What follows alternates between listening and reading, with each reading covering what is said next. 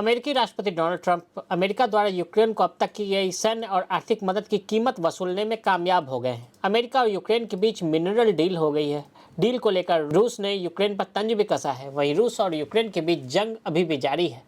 Trump प्रशासन दोनों देशों के बीच शांति समझौता करवाने की पूरी कोशिश कर रहा है, लेकिन दोनों पक्षों की ओर से आ रहे बयानों से लगता है कि शांति समझौते में अभी कुछ और वक्त लग सकता है। भले ही ट्रंप को रूस और यूक्रेन के बीच शांति समझौता कराने में अब तक सफलता नहीं मिली हो, लेकिन कीव के साथ खनिज समझौता कर अमेरिकी राष्ट्रपति ने एक साथ कई निशाने साध लिए हैं।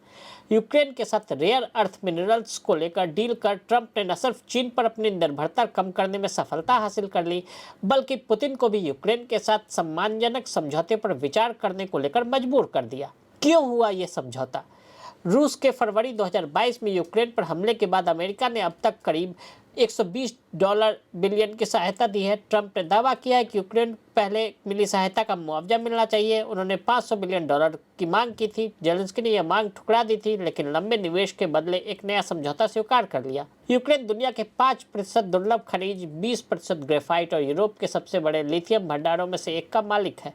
समझौते में क्या क्या है?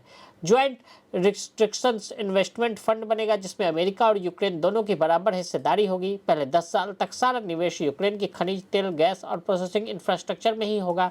फंड के मुनाफे का इस्तेमाल केवल यूक्रेन में किया जाएगा। अमेरिका की ओर से दी गई नई सैन्य मदद को इस फंड में उसका योगदान माना जाएगा।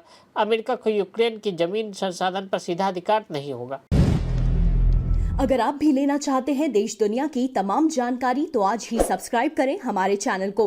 साथ ही नीचे दिए बेल आइकन को जरूर दबाएं ताकि हर अपडेट आप तक पहुंच सके।